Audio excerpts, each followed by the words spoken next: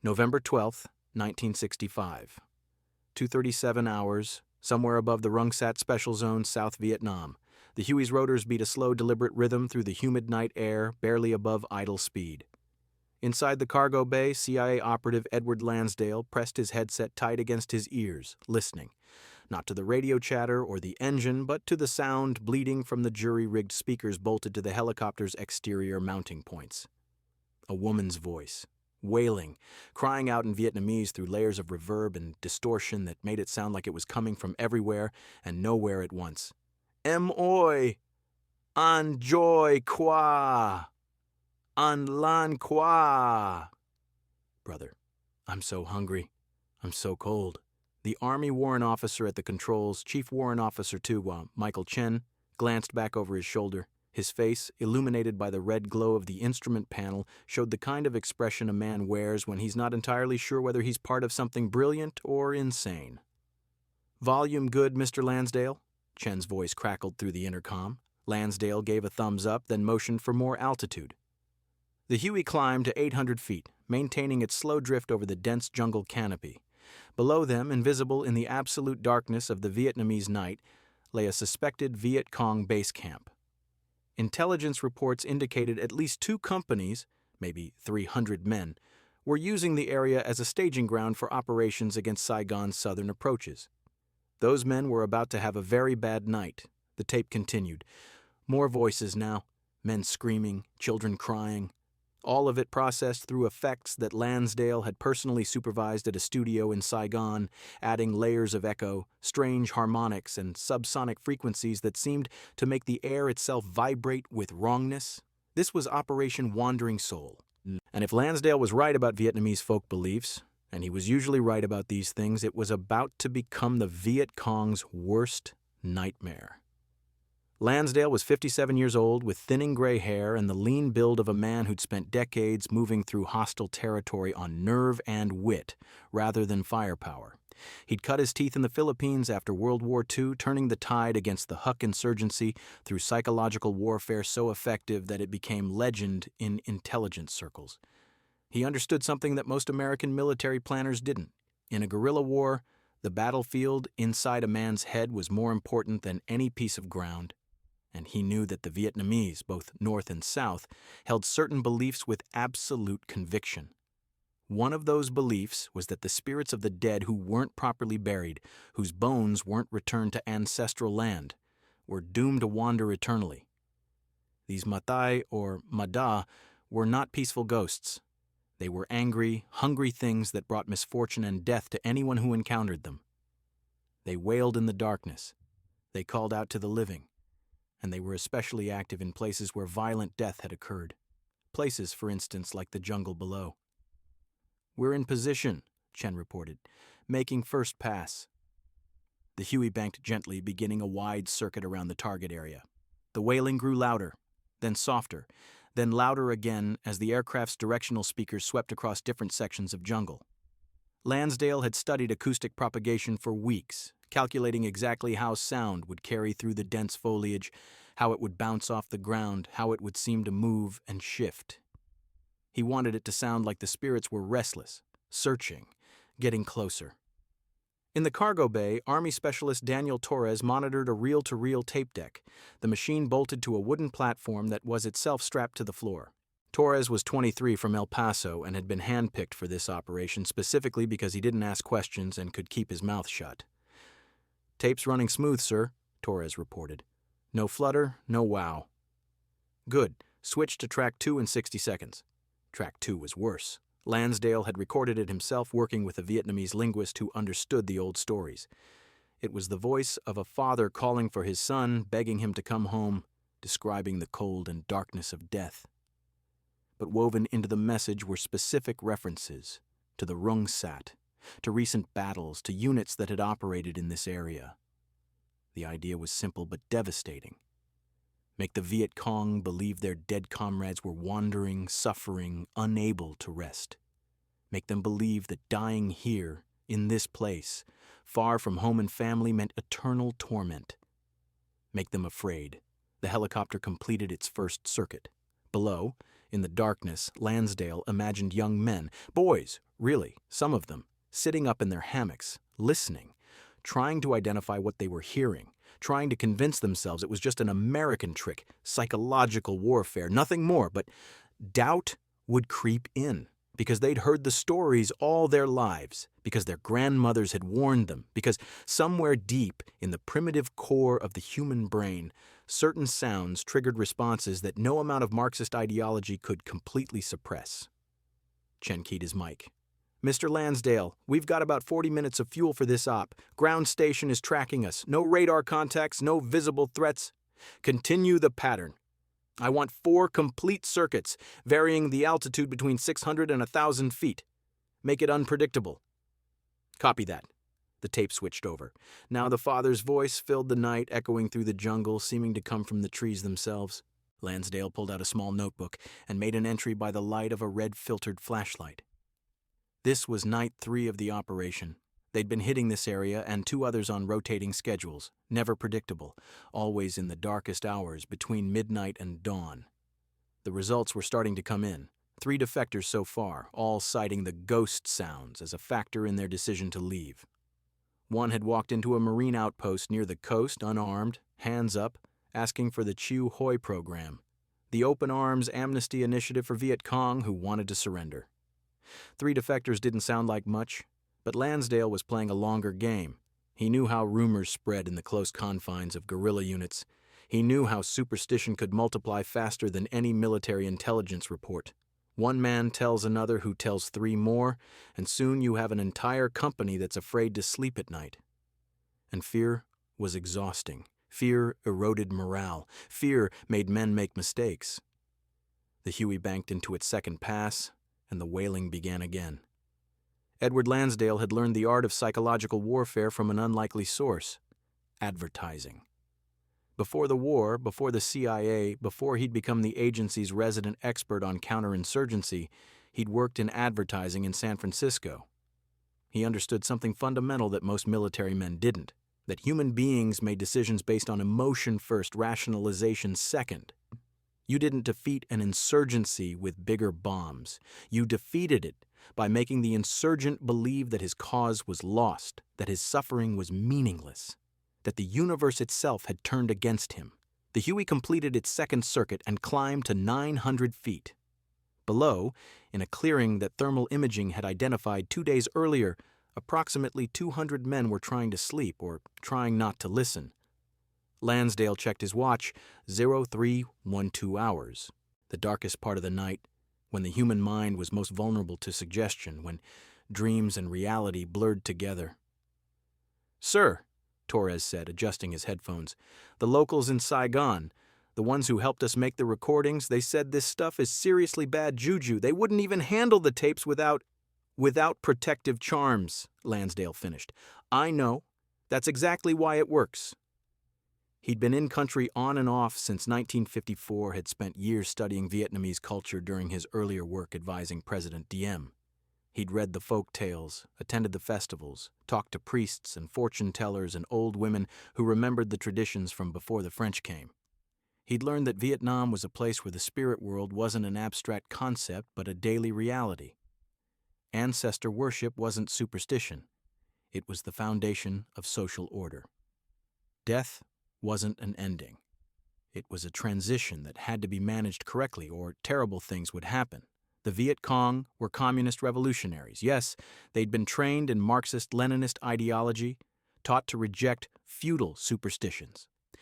But you couldn't erase 1,000 years of cultural programming with a few years of political education. Lansdale had bet his reputation and the lives of the helicopter crews on that fundamental truth. So far, he was winning the bet.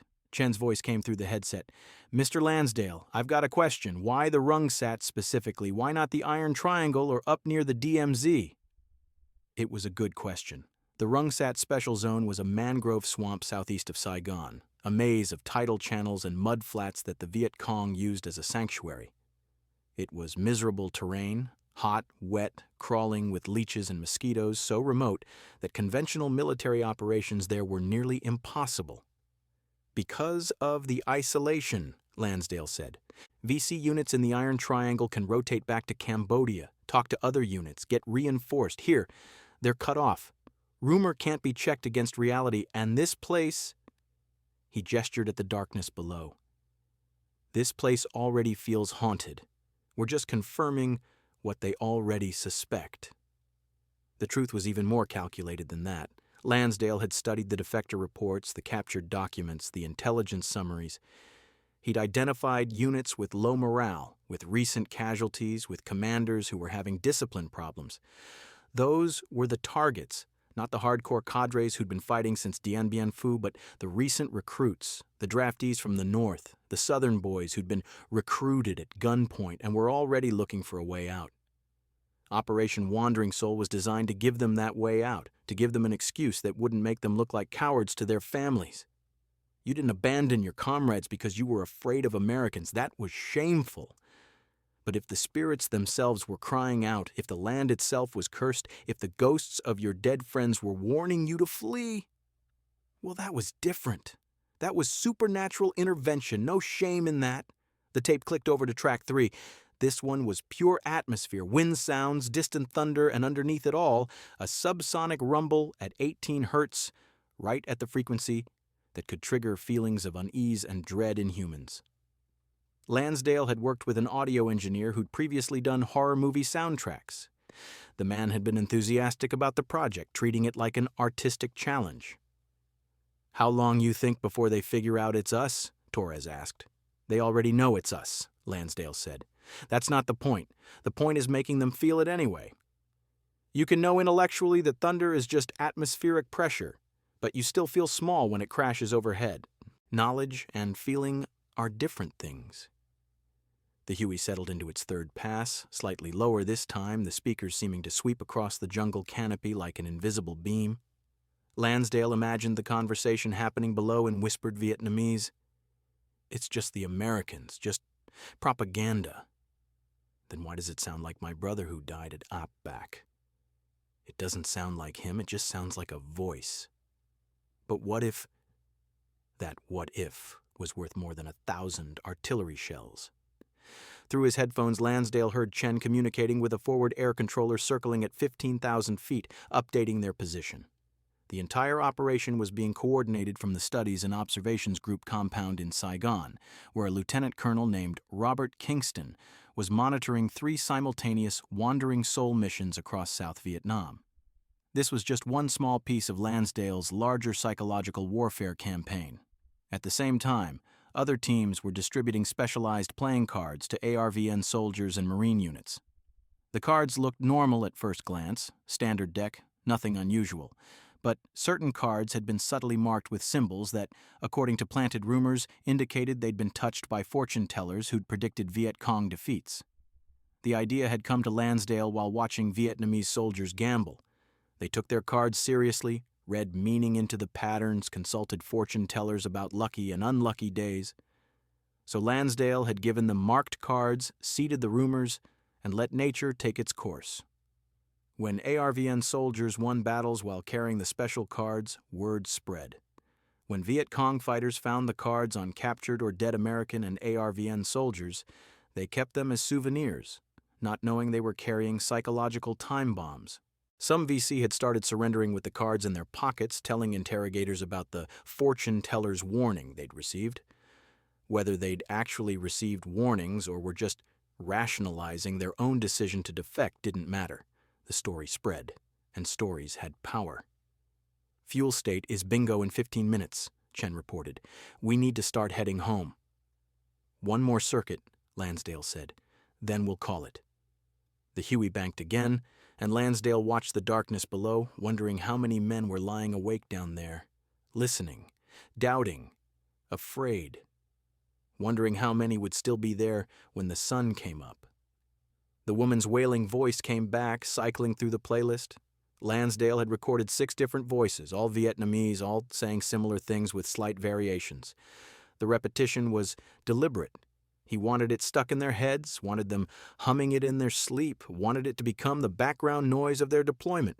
Some of his colleagues at the agency thought Wandering Soul was a waste of resources. Why spend time on ghost stories when you could be dropping napalm? But those colleagues didn't understand the math. A defector was worth more than a corpse. A defector brought intelligence, could be used for propaganda, could broadcast messages to his former comrades. A defector represented not just one man removed from the enemy's order of battle, but potentially dozens more who'd hear his story and make the same choice. And the beauty of psychological operations was that they scaled.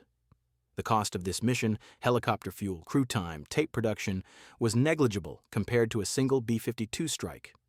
But the effects rippled outward, unpredictable and multiplicative.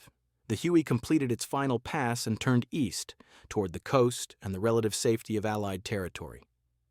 The speakers fell silent. Below, the jungle returned to its natural sounds, insects, birds, the rustle of wind through the canopy. But Lansdale knew that silence wouldn't last. By tomorrow night he'd be back, and the night after that, and the night after that, until the Viet Cong and the Rungsat either fled or went mad from sleeplessness. In war, fear was a weapon, and Edward Lansdale was a master craftsman. November 18th, 1965, 14:30 hours, Chiu Hoi Reception Center, Vung Tau. Nguyen Van Than sat on a metal folding chair in a whitewashed room that smelled of disinfectant and cigarette smoke. He was 22 years old, weighed maybe 110 pounds, and hadn't slept properly in 6 days. His hands trembled as he accepted a cigarette from the ARVN interpreter, Captain Pham Van Lock, who sat across from him with a clipboard and a tape recorder, spinning slowly on the table between them. Edward Lansdale stood in the adjacent room, watching through a one-way mirror. Next to him was Major Harold Converse from Army Intelligence, taking notes. "This is the third one from that sector?" Converse asked quietly. "Fourth," Lansdale corrected. "One came in 2 days before we started the operation. Random luck. But the other 3, all after we began broadcasts." Through the mirror, they watched Captain Pham light Than's cigarette and offer him tea. The interrogation protocol for Chiu Hoi defectors was specifically designed to be non-threatening. No accusations, no pressure, just conversation. The Chiu Hoi program was one of the few things the South Vietnamese government had gotten right. Treat defectors well, and more would come. Treat them badly, and you'd just confirmed every piece of Viet Cong propaganda about American and ARVN brutality. "Tell me about your unit," Pham said in Vietnamese. His voice was gentle, almost fatherly. Than exhaled smoke, his eyes distant. "2nd Company, 506th Battalion. We were staging for operations against Route 15. 48 men when we arrived at the camp. By the time I left, maybe 42. Malaria mostly. And Corporal Bin stepped on a punji stake. His foot became infected. Standard stuff so far. Lansdale had heard hundreds of these debriefings. The defectors always started with the mundane details, the safe information. You had to let them ease into it, build rapport, let them feel like they weren't betraying anyone. "And your commander?" Pham asked. "Lieutenant Cong, from Hanoi. Been fighting since 52. He was hard, very hard. No pity for weakness. When Bin couldn't walk, Cong said to leave him. Bin's family was from our village. I knew his father, but Cong said we couldn't afford dead weight." Than took another drag on the cigarette, his hand shaking. Lansdale noticed the tremor. Not all defectors showed physical signs of stress, but this one was close to the edge. "What changed?" Pham asked. "What made you decide to leave?" "Here it comes," Lansdale thought. Than was quiet for a long moment. When he spoke, his voice was barely above a whisper. "The voices. At night. For 6 nights, they came." "What kind of voices?" "At first, I thought it was aircraft. American helicopters. We could hear the engines, very distant, but then—" Than stubbed out his cigarette with abrupt violence, immediately accepted another from Pham. "Then we heard them. The dead. Calling out." "Who did you hear?" "Bin. I heard Bin's voice. But he was still alive when I left. At least I think he was. And Tran, who died at Soi Cat 2 months ago. And others I didn't recognize. But they were calling out in the darkness, crying that they were cold, that they were hungry, that their bones were not at home with their ancestors." Pham glanced at the mirror, so quickly that Than didn't notice. before continuing. What did Lieutenant Cong say about the voices? He said it was American psychological warfare. He said we were revolutionaries, that we didn't believe in feudal superstitions. He threatened to shoot anyone who spoke of spirits or ghosts. Thon lit his second cigarette from the first, but I saw his face when the voices came. I saw him make the protection sign when he thought no one was watching. The protection sign, a gesture to ward off evil spirits. So even the hardened political officer from Hanoi, the man who'd been fighting for over a decade, couldn't entirely suppress his cultural programming. Others heard it too? Pham asked. Everyone heard it. The first night, we told ourselves it was nothing. The second night, men started whispering, comparing what they'd heard, asking if anyone else recognized voices. By the fourth night, no one was sleeping. The sentries were afraid to be alone. Men were seeing things in the darkness that weren't there. Lansdale made a note on his own pad. Sleep deprivation, amplifying effect. Consider increasing frequency of broadcasts. Lieutenant Cong tried to maintain discipline, Thon continued. He doubled the guard shifts, made us dig deeper bunkers, said we were going to move to a new position, but the voices followed us. The second camp, the third camp, always the voices came. Always, in the darkest part of the night. When did you decide to leave? Thon's voice dropped even lower. The sixth night. I was on guard duty with Private Duke. He was from Vin, only 18 years old. Very scared, and we heard Duke's name. Someone calling for Duke. A woman's voice, saying she was his aunt who had died the year before, saying she had been wandering, searching for him, saying the Americans had killed her and left her body in the river, and now she could never rest. What did Duke do? He ran. Just dropped his rifle and ran into the jungle. We heard him screaming for maybe 30 seconds, then nothing. Cong sent 3 men after him at dawn. They found his body a kilometer away. He'd run straight into a creek bed, hit his head on rocks, drowned in maybe 2 feet of water. Converse leaned close to Lansdale. Jesus Christ, we killed him. No, Lansdale said quietly. Fear killed him. We just provided the catalyst. Through the mirror, Thon was crying now, tears running down his face that he made no attempt to wipe away. That morning, I knew I had to leave. If I stayed, the spirits would claim me too. Lieutenant Cong said I was a coward, that I was betraying the revolution, but I didn't care anymore. I walked south for 2 days. When I saw the ARVN patrol, I came out with my hands up. Pham offered him a handkerchief. You did the right thing. You're safe now. The spirits cannot harm you here. Thon looked up, his eyes red. Are you sure? Can you promise me that? Because I still hear them sometimes. When I close my eyes, the wailing, the crying, I hear Bin calling my name. Pham glanced at the mirror again. This was beyond his training. The psychological damage was deeper than they'd anticipated. Lansdale turned to Converse. Get him to a medic and have the chaplain talk to him, the Catholic priest and a Buddhist monk if we can find one. I want him to believe he's spiritually protected.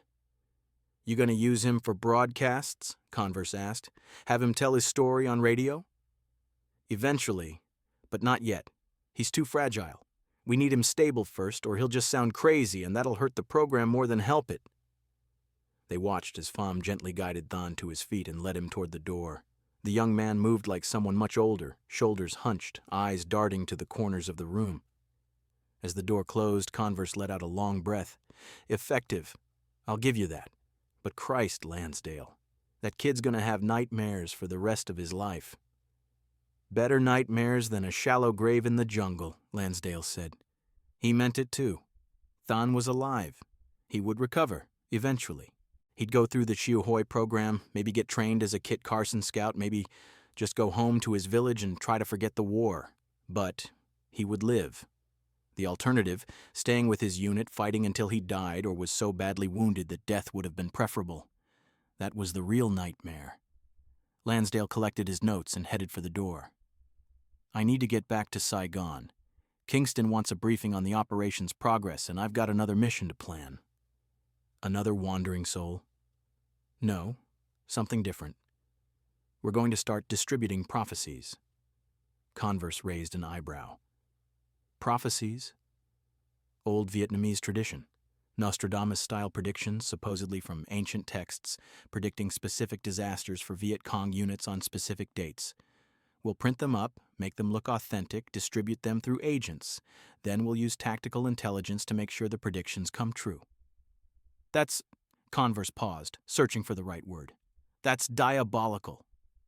Lansdale smiled without humor. That's psychological warfare, Major. We're not trying to kill them all. We're trying to make them quit. And fear. Supernatural fear, existential fear. That's the most powerful weapon we have. He stepped out into the bright afternoon sun, already thinking about the next phase of the operation. Wandering Soul was working, but it was just one tool in the toolkit. The playing cards, the prophecies, the carefully planted rumors, all of it worked together, creating a web of psychological pressure that made being Viet Cong feel like being cursed. And in a war where you couldn't tell friend from enemy, where the jungle itself seemed hostile, where death could come from any direction at any time, adding supernatural dread to the mix could break even strong men. Lansdale climbed into a waiting jeep and told the driver to take him to the airfield. He had a C-130 waiting to fly him back to Saigon and work to do. Behind him, in the whitewashed room, Nguyen Van Tan sat with a medic, still trembling, still hearing voices that weren't there. December 3rd, 1965. 2140 hours. A village 15 kilometers northwest of Cu Chi. The old woman called herself Ba Moi, Aunt 50, though she was probably closer to 70. She sat in the back room of her nephew's house, a space lit by kerosene lamps that cast dancing shadows on walls, decorated with ancestor shrines and faded photographs of family members long dead. Across from her sat three young men in the black pajamas and rubber sandals that could mean either peasant farmer or Viet Cong guerrilla, depending on the time of day. Right now, at this hour, they were clearly the latter. Ba Moi shuffled the deck of cards with practiced hands, her fingers moving through the worn paper with the ease of 50 years of fortune-telling. The cards looked ordinary enough, a standard Vietnamese deck, slightly different from Western playing cards but similar in concept. What the three young men didn't know was that 6 cards in the deck had been marked with nearly invisible symbols, prepared 3 weeks earlier in a CIA safe house in Saigon, and that Ba Moi was on Edward Lansdale's payroll. "You want to know your fortune for the coming month," she said in Vietnamese, her voice the cracked whisper of extreme age. "The cards will tell us what the spirits see." The eldest of the 3 men, maybe 25, nodded. His name was Hugh, and he was a squad leader in a local VC unit. The other 2 were his men, young, nervous, trying to look confident in front of their leader, but clearly unsettled by the whole proceeding. Ba Moi had read for Hugh before. He came from this village, had known her since childhood. He believed in her gift, and more importantly, he talked. Everything Ba Moi learned from these sessions she passed to her handler, an ARVN intelligence officer who reported directly to the Studies and Observations Group. She dealt the cards in the traditional pattern face down, speaking the ritual words in a low monotone. When she turned over the first card, one of the marked ones, though no one but her could tell, she inhaled sharply. "What?" Hugh asked. "What do you see?" "The card of the wandering dead," she said, letting fear creep into her voice. "This is not good, nephew, not good at all." She turned over 2 more cards, both unmarked, made some neutral observations about health and fortune. Then she turned over another marked card and gasped. "Aunt, what is it?" one of the younger men asked. "The cards speak of a great danger," Ba Moi said, her eyes wide. "I see soldiers who will not rest. I see spirits crying out in darkness. I see men who run from shadows that have no form." She looked directly at Hugh. "Have you heard stories? From the south? From the Rungsat?" The 3 men exchanged glances. Of course they'd heard the stories. Everyone had heard the stories. The rumor network among Viet Cong units was faster than any radio. Tales of American psychological warfare, of broadcasts that made men hear the voices of their dead comrades, of entire squads that had abandoned their positions because of supernatural terror. "It's just American propaganda," Hugh said, but his voice lacked conviction. Ba Moi shook her head slowly. "The Americans did not create the spirits, nephew. They only disturbed them. The land is angry. Too much blood has been spilled. Too many dead left unburied. The spirits walk, and they are hungry." She turned over another card, a marked one. "Oh, no.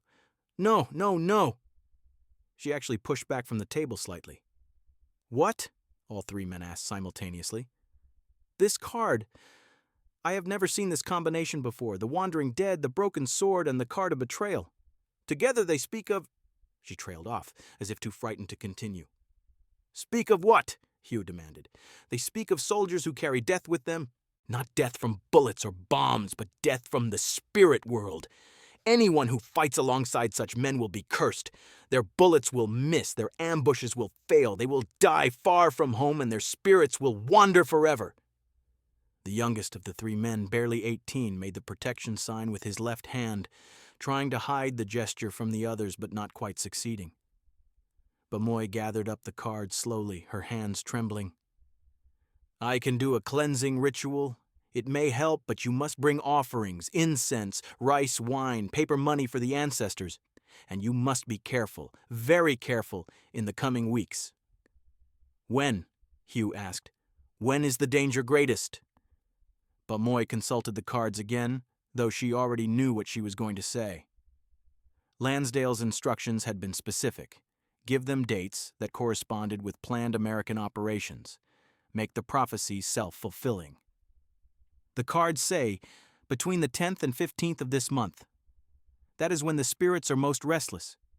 If you must fight during this time, you will lose. Many will die. The spirits have already marked those days." This was the key moment. Bamoy had been trained to watch for the reaction, to gauge how deep the belief went. Hugh was frowning, clearly troubled but trying to maintain his authority. The middle soldier looked skeptical but uncertain. The youngest was pale, visibly shaken. "What should we do?" the youngest asked. "The Americans have their own magic," Bamoy said. "They carry marked cards, blessed by their fortune-tellers. Some say these cards protect them from bullets. Some say the cards bring victory to whoever holds them. I have heard that Viet Cong who capture these cards and keep them have been cursed. Their units suffer terrible losses." This was a new element in the psychological operation added just 2 weeks earlier. ARVN and American forces had been deliberately leaving marked decks of cards at ambush sites, in abandoned positions, anywhere the Viet Cong might find them. The cards were marked with the same invisible symbols that Bamoy's deck contained. Symbols that, according to the rumors Lansdale had seeded, represented spiritual protection and prophetic power. The goal was to create cognitive dissonance. Keep the cards, and you might be cursed.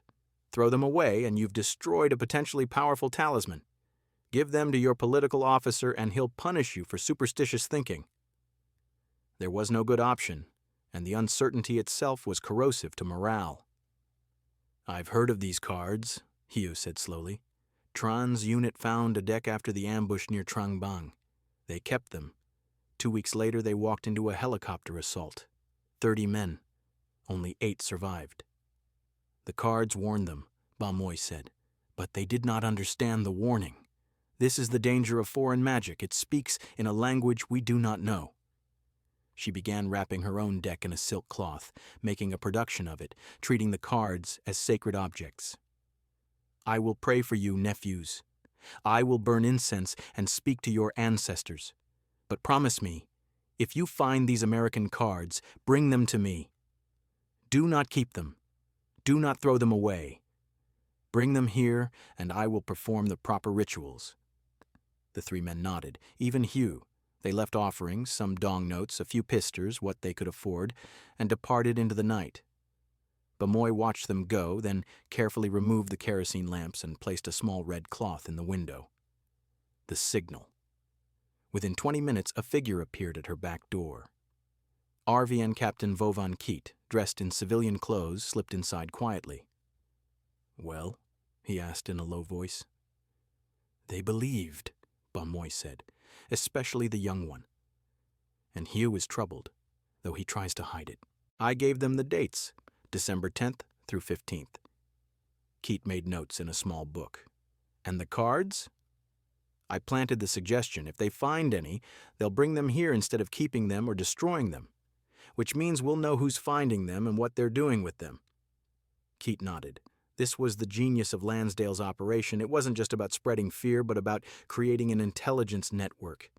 Every fortune teller, every rumor monger, every village elder who passed along warnings was also a potential source of information about Viet Cong movements, beliefs, and morale. "How many sessions this week?" Keat asked. 6. 3 with VC, 2 with their families, 1 with a political officer from a main force unit. Bamoy allowed herself a small smile. The political officer was the most interesting. He came to ask if the rumors about the wandering spirits were true. He wouldn't admit it directly, but I could tell his men were afraid. He wanted to know if there was a way to protect them. "What did you tell him?" "That the spirits cannot be fooled by ideology. That they know only blood and bone and tradition. That the Americans have awakened something old and angry, and only proper respect for the ancestors can offer protection." Keat handed her an envelope, payment for the week's work. Bamoy took it without counting. The money was useful, but she wasn't doing this for the money. Her youngest son had been killed by the Viet Cong 3 years earlier, accused of being a government informant. They'd left his body in a ditch, unburied, denied him proper funeral rites. If she could use her gift and Lansdale's clever manipulation of it to hurt the people who'd killed her son, to make them afraid, to drive them from this province, well, that was payment enough. "Will there be more cards?" she asked. "Many more and other things. Mr. Lansdale is expanding the operation. There will be pamphlets soon, supposedly ancient prophecies that predict specific disasters for VC units. And more broadcasts, different sounds, different messages." Bamoy nodded. "Good. The fear is spreading. I can feel it when they come to see me. Even the ones who claim not to believe, they're afraid. They jump at shadows. They see omens in everything." Keat prepared to leave, then paused. "Are you afraid of what might happen if they discover you're working for us?" The old woman looked at him with eyes that had seen 7 decades of war, occupation, revolution, and suffering. "I am 73 years old, Captain. My son is dead. My husband is dead. Most of my friends are dead. What can they do to me that life has not already done?" She turned back to her ancestor shrine, where photographs of her family gazed down from the wall. "Besides," she added quietly, "my son's spirit walks. I hear him sometimes, calling out. He wants justice. This is how I give it to him." Keat left through the back door, melting into the darkness of the village night. Bamoy sat alone in her house, surrounded by shadows and memories, shuffling her marked deck of cards, preparing for the next soldier who would come seeking answers from the spirit world. And outside, in the vast darkness of rural Vietnam, 3 young men walked back to their camp, troubled by what they'd heard, unable to shake the feeling that they were being watched by forces they could neither see nor understand. December 9th, 1965. 8:30 hours. Special Operations Group Headquarters, Saigon. Edward Lansdale spread 12 documents across the conference table in front of Lieutenant Colonel Robert Kingston and 2 other officers from the Psychological Warfare Division. The documents looked ancient. Yellowed paper, elaborate calligraphy in classical Vietnamese, red stamps that appeared to be from various temples and monasteries throughout Indochina. They'd been created 4 days earlier in a printing shop on Rue Catinat by a Catholic Vietnamese priest who happened to be an expert forger. "These are the prophecies," Lansdale said, tapping the nearest document. "Each one predicts specific military disasters for specific Viet Cong units on specific dates. We've coordinated with tactical operations. Every prediction will come true." Kingston picked up one of the documents, studying the elaborate script. "You're telling me we're going to schedule combat operations around fortune-telling pamphlets? Not around them, with them. We already know where VC units are operating. We already know when we're planning to hit them. All we're doing is predicting it in advance and making it look supernatural." Lansdale pulled out a red folder containing intelligence summaries. "This unit here, the 271st Regiment, is scheduled to move supplies through this corridor on December 12th. We have a B-52 strike planned for 0300 hours. The prophecy says that on the night of December 12th, the thunder from heaven will strike the soldiers who walk the trail of the 3 banyan trees, and none who remain will see the dawn." The trail of the 3 banyan trees? Kingston asked. There are 3 large banyan trees along that section of the trail. It's a known landmark. After the strike, survivors will remember the prophecy. More importantly, they'll tell others about it. Major William Stokes, a psychological warfare officer from the Army's 7th PSYOP group, leaned forward. How are we distributing these? Leaflets? Some leaflets, but we're being more subtle with most of them. We have agents placing them in temples, hiding them in rice shipments to VC-controlled areas, leaving them in abandoned houses where VC units might shelter. We want them to be found, not obviously distributed. That makes them seem more authentic. Lansdale picked up another document, this one with even more elaborate calligraphy. This one's my favorite. It's supposedly from an 18th century Buddhist monk who had visions of the future. It predicts that soldiers wearing black in the year of the snake will face fire from the sky in the forest where the river bends like a crooked finger, and the earth will swallow those who do not flee. The year of the snake? Kingston asked. 1965 is the year of the snake in the Vietnamese zodiac, and this, Lansdale pointed to a map section, is a river bend that looks distinctly finger-shaped. We have intelligence indicating a battalion-sized VC force uses it as a staging area. We're planning a combined helicopter assault and artillery strike for December 14th. So, we tell them exactly when and where we're going to hit them, and then we do it, Stokes said slowly. And instead of using that information to avoid the strike, they think it's fate. Precisely. Because if it's prophecy, if it's divine will or cosmic justice, then there's no escaping it. Running just delays the inevitable. Some will try to avoid the predicted disasters, but they'll be fighting their own commanders who think it's all superstition. The resulting confusion and breakdown in discipline. That's almost as valuable as the casualties from the actual strikes. Kingston set down the document, looking troubled. Ed, I supported Wandering Soul because it was targeted psychological warfare. But this, we're integrating our tactical operations with fortune-telling. What happens when the predictions stop coming true? Lansdale had expected this question. We make sure they keep coming true. That's why we're only doing 12 prophecies distributed over 3 months. 12 predictions, 12 successful operations. The ratio of accuracy to total predictions is more important than volume. 100% accuracy on 12 events is more impressive than 70% accuracy on 100 events. And after 3 months, the legend will be established. We won't need to keep doing it. The prophecies will take on a life of their own. People will create their own predictions, interpret random events as fulfillment of ancient warnings, see patterns where none exist. We're not trying to maintain control of the narrative forever. We're just trying to seed it. Captain James Wheeler, the 3rd officer at the table and an intelligence analyst, spoke up. There's something else here. If these prophecies circulate widely enough, the VC might start changing their operational patterns to avoid the predicted disasters, which means we're essentially using fake fortune-telling to gather real intelligence about how they adapt. Now you're thinking like a psychological warrior, Lansdale said with approval. Every action they take in response to these documents, whether it's changing routes, moving operational dates, or just arguing about whether to believe them, all of it creates friction in their system. And in guerrilla warfare, friction is fatal. He pulled out another set of documents, these ones modern and typed. We've also prepared a set of counter-prophecies for distribution to ARVN forces and American units. These predict victories, successful operations, divine protection, different content for different audiences, but the same underlying technique, using cultural beliefs to reinforce morale and confidence. Kingston rubbed his temples. The ethics of this are making my head hurt. You want ethics? Lansdale's voice hardened slightly. The ethics are simple.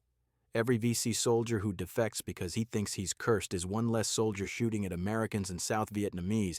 Every unit that falls apart because they're convinced they're doomed is one less unit we have to destroy with bombs and bullets. I'll take their psychological casualties over their physical ones any day. He gestured at the document spread across the table. These pieces of paper will save lives. Maybe not American lives directly, but Vietnamese lives, on both sides. A defector goes home to his family. A soldier we kill doesn't. It's not complicated. Stokes picked up one of the prophecies, examining the calligraphy. This is really good work. How'd you get someone who could forge 18th century Vietnamese this convincingly? Father Nguyen at St. Paul's Cathedral. He studied classical literature at the University of Hanoi before the war, worked as a manuscript restorer.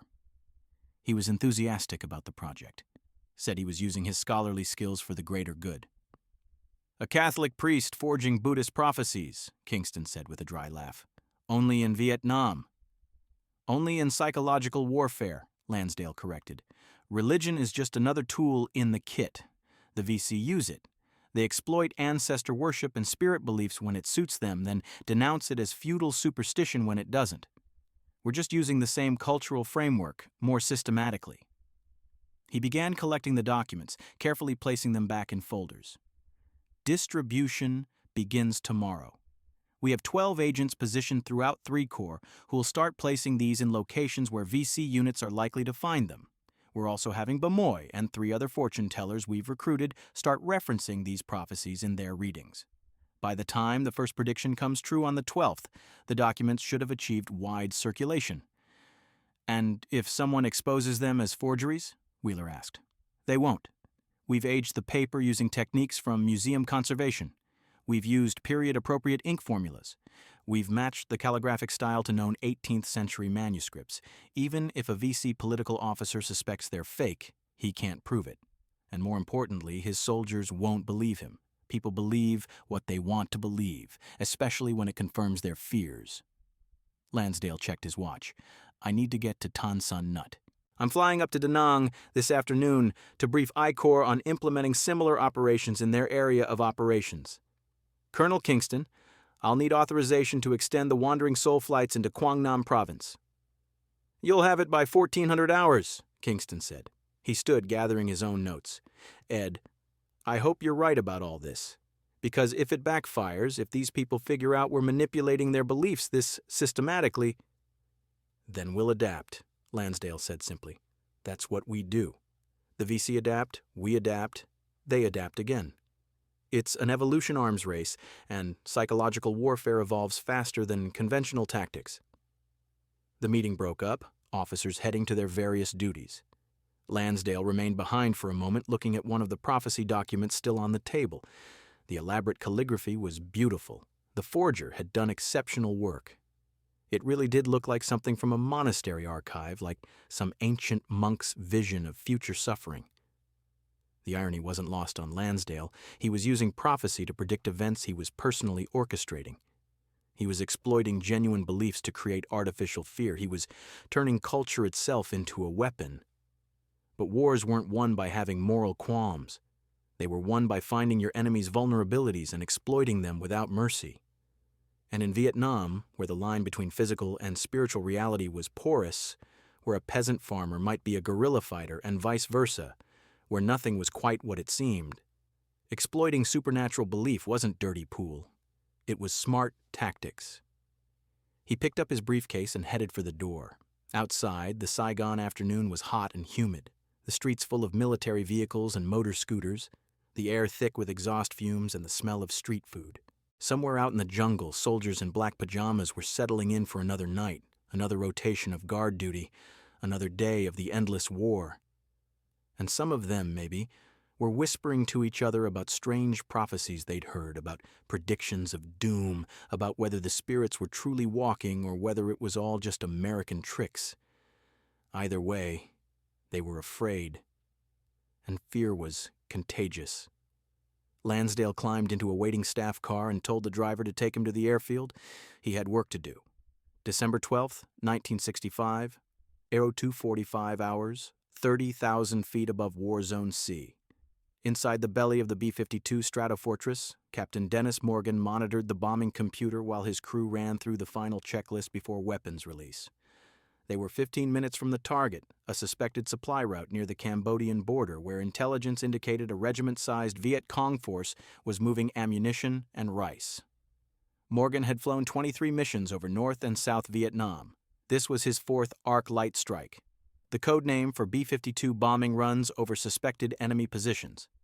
He didn't know about Edward Lansdale's prophecy operation. He didn't know that someone had predicted this exact strike in documents that were supposedly written 200 years ago. He was just doing his job, delivering 750-pound bombs onto grid coordinates provided by intelligence. What happened in the jungle below was someone else's problem. At 002:47 hours, the bombardier confirmed the release sequence. The bay doors opened with a mechanical groan, and the aircraft shuddered slightly as 48 bombs dropped away, tumbling through the cold air toward the earth 6 miles below. On the ground, Sergeant Phan Van Dong was smoking a cigarette at the edge of the trail, trying to stay awake during the last hour of his guard shift. He was 31 years old from Nam Dinh province in the north, and he'd been fighting for 6 years. First against the French in the final days of that war, then in the campaign against Diem, now against the Americans and their puppets. He'd seen the prophecy 4 days earlier. One of the men had found it hidden in a Buddhist shrine near their base camp, brought it back wrapped in cloth like a sacred object. It was written in the old script that Dong could barely read, but the political officer, a man from Hanoi who'd studied at university, had translated it for the company. Superstitious nonsense, the political officer had declared. Feudal propaganda meant to make you afraid. There is no such thing as fate or divine punishment. History is made by the people, not by spirits. But another man, an older soldier who'd fought at Dien Bien Phu, had disagreed. The prophecy mentions the 3 banyan trees. How would the Americans know about those trees unless the spirits told them? The trail has been used for less than a year. It's not on any map. The argument had continued for hours. Some believed, some didn't. Dong himself was uncertain. He'd been educated in Marxist-Leninist theory, taught that religion was the opium of the masses, that supernatural beliefs were tools of oppression. But he'd also been raised by a grandmother who taught him about the ancestors, about proper respect for the dead, about signs and omens. And the prophecy had been very specific. Thunder from heaven will strike the soldiers who walk the trail of the 3 banyan trees, and none who remain will see the dawn. Tonight was December 12th, the night mentioned in the prophecy, and they were on the trail of the 3 banyan trees. Dong took a final drag on his cigarette and was about to flick it away when he heard something. A sound like distant thunder, but wrong somehow, coming from above instead of from storm clouds, growing rapidly louder. He looked up. The first bomb hit 300 meters away. Dong didn't hear the explosion so much as feel it, a massive compression wave that knocked the air from his lungs and threw him backward into the undergrowth. The flash was so bright, it burned through his closed eyelids, turning his vision white even as he flew through the air. He hit the ground hard, stunned, ears ringing. Then the second bomb hit, and the third, and the fourth. The B-52 strike pattern was designed to saturate an area roughly a mile long and half a mile wide. Bombs fell every few seconds for 90 seconds, each 750-pound warhead creating a crater 20 feet across and killing everything within a 50-meter radius. Trees snapped like matchsticks. The earth itself seemed to liquefy, heaving and rolling like ocean waves.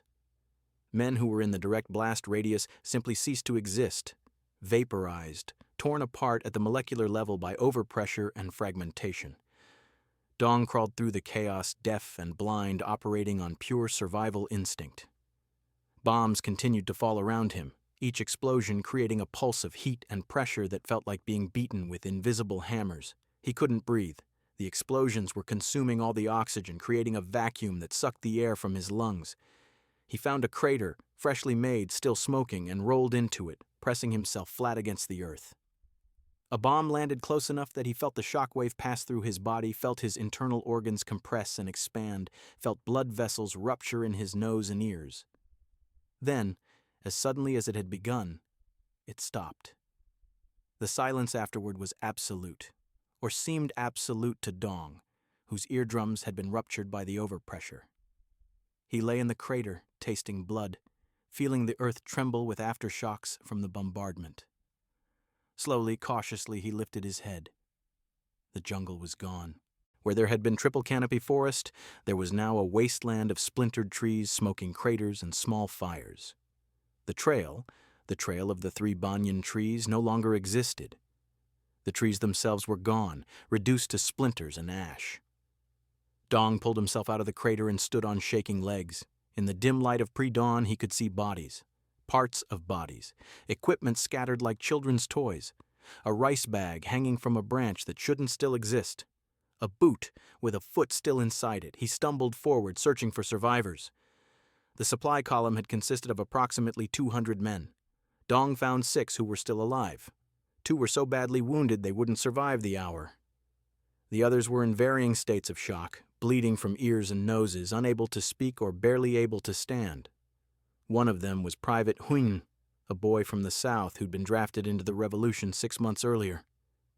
He was sitting next to a crater, staring at nothing, his lips moving silently. When Dong touched his shoulder, he flinched violently. "The prophecy," Huyn whispered, his voice barely audible even in the eerie silence. The prophecy was true, thunder from heaven, just like it said. Dong wanted to tell him it wasn't prophecy, just American bombers, just bad intelligence that had revealed their position. But the words wouldn't come. Because how had the prophecy known?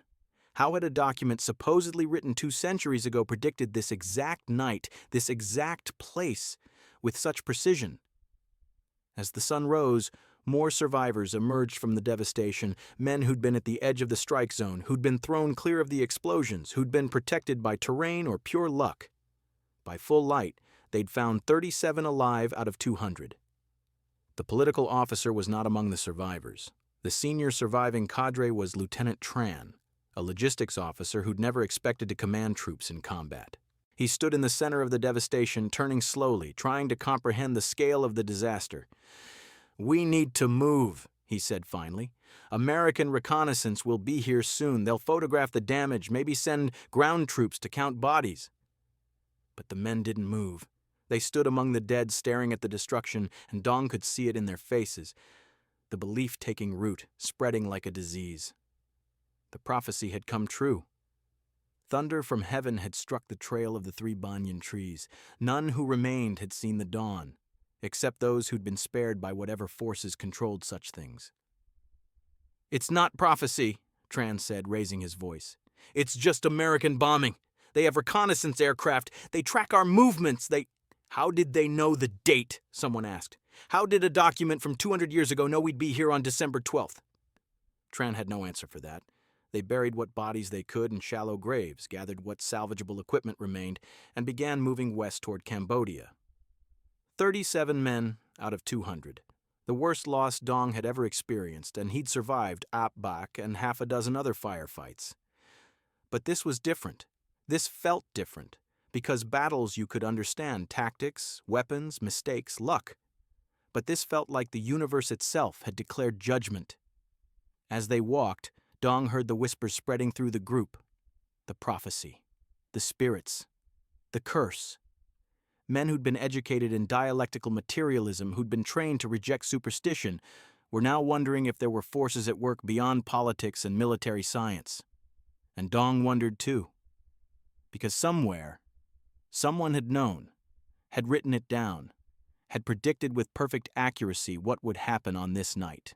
12 miles away, in a forward air control bird circling at 6,000 feet, an Air Force observer was photographing the strike results and radiating back to Saigon.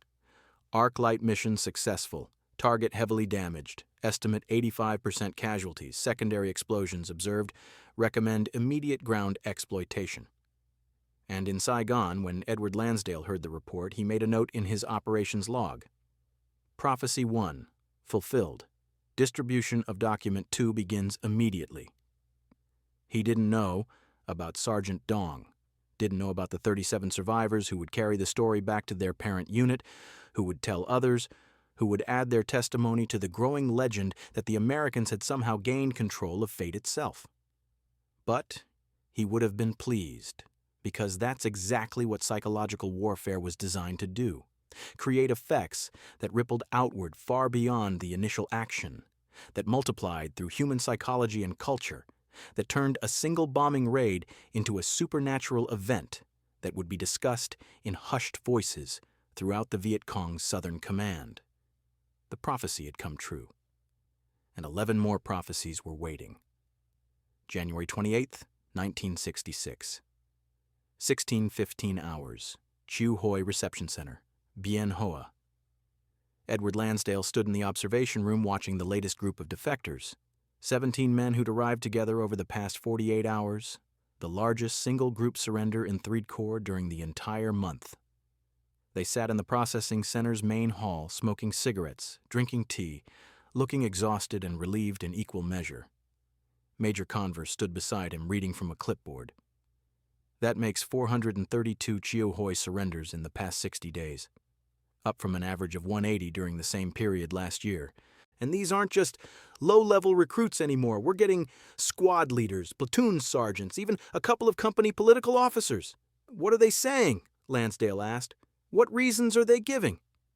It's all over the map. Some cite the Wandering Soul operations. They're still hearing about those even in areas where we haven't flown missions. Others mention the prophecies. We've had 3 separate groups bring in the marked playing cards asking if they're cursed. One guy walked in carrying a prophecy document and asked our chaplain to perform an exorcism. Converse flipped through several pages. But here's what's interesting. Even the ones who don't explicitly mention the psyops, their stories all have the same theme. Things feel wrong. They talk about bad omens, about feeling watched, about units falling apart from internal paranoia. One political officer said his men were spending more time arguing about spirits and fortune-telling than discussing tactics. Lansdale nodded slowly. This was the compound effect he'd been aiming for. Individual operations, Wandering Soul, the prophecies, the marked cards, each had their own direct impact. But together they created an atmosphere of pervasive dread that was greater than the sum of their parts.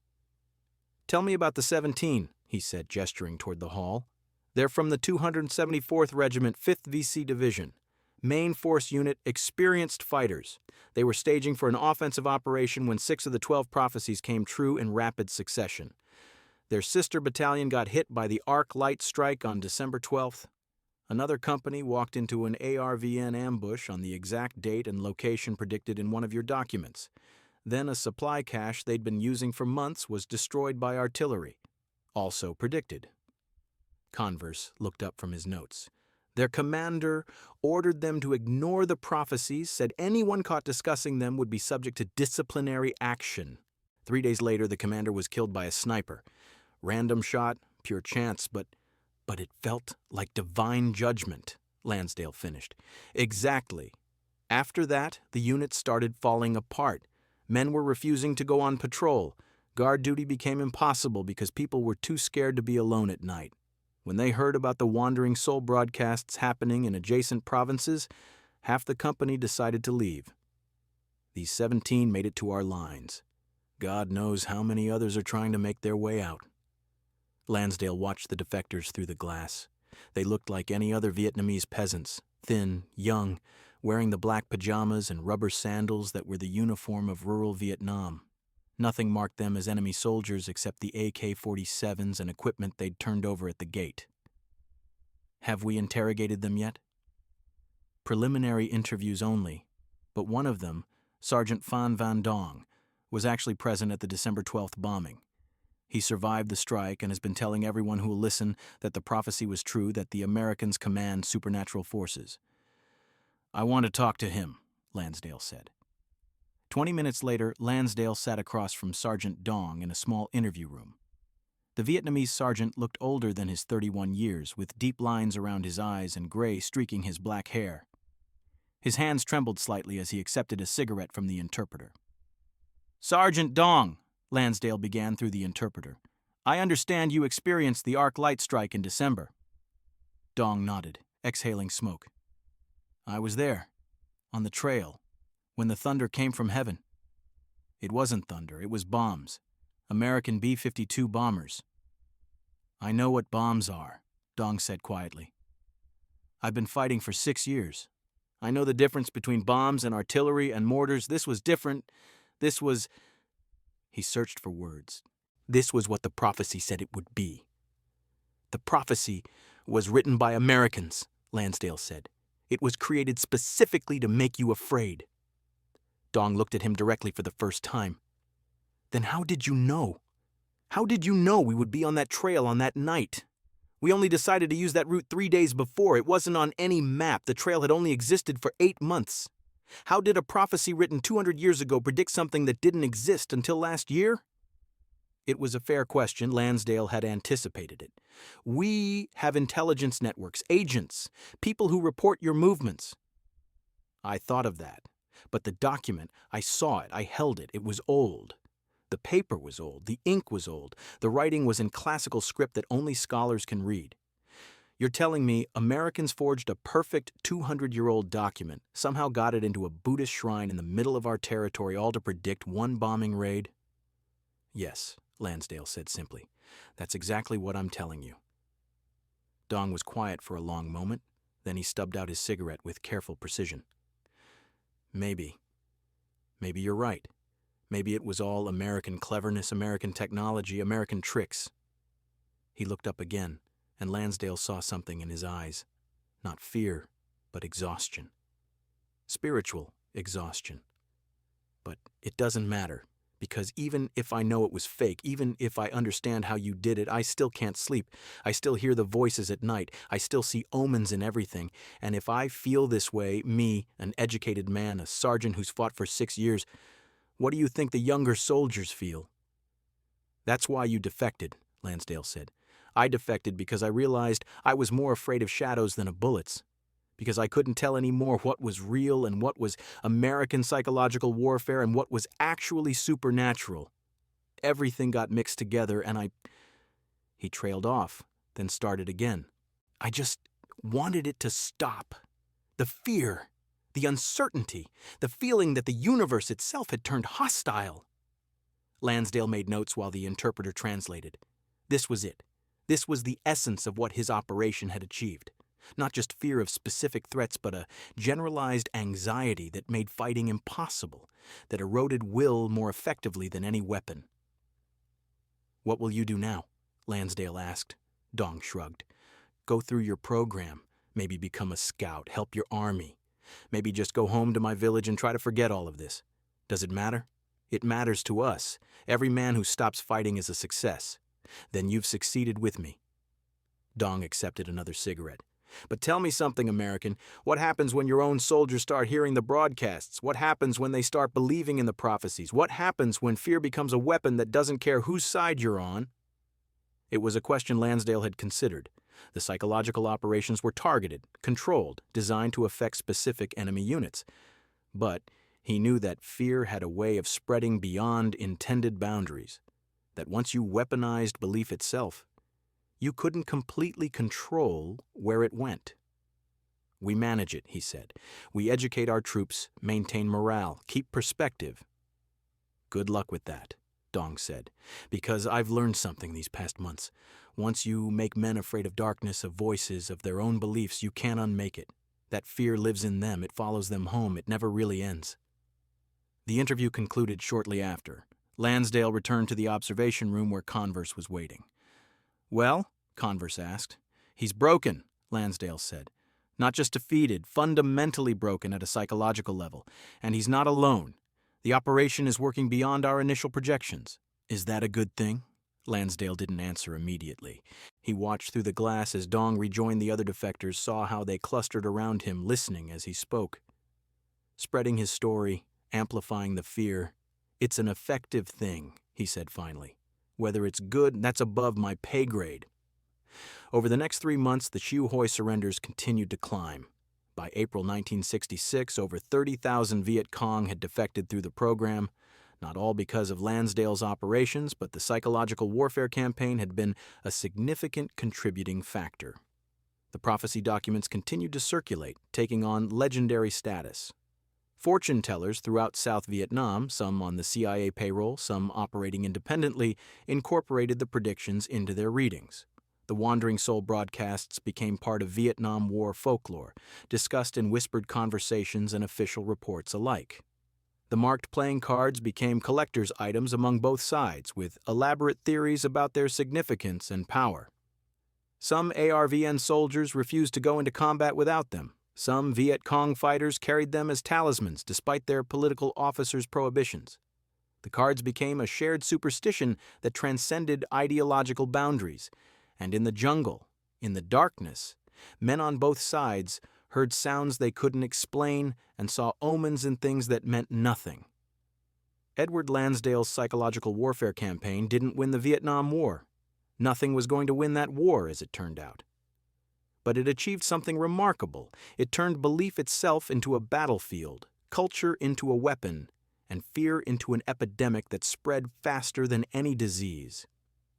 Years later, after the war ended, after Saigon fell and Vietnam was reunified under communist control, stories about the Wandering Soul operations persisted. Veterans from both sides told tales of ghost sounds and supernatural predictions. The prophecy documents, most of them destroyed or lost, became the subject of scholarly debate. Were they real or forgeries? Did some of them actually predict events with impossible accuracy? The truth, like so much in Vietnam, remained ambiguous. But Sergeant Phan Van Dong, who survived the war and returned to his village in the north, never forgot what he'd learned. That the most effective weapons weren't always the ones that killed. That fear could be manufactured and deployed with surgical precision. That the human mind, with all its beliefs and superstitions and cultural programming, was the most vulnerable terrain of all. And sometimes, late at night, he still heard voices in the darkness, still wondered what was real and what was weaponized illusion, still felt, decades after the last helicopter had left, that somewhere in the shadows, something was watching. The mind, he'd learned, was a battlefield that never truly fell silent.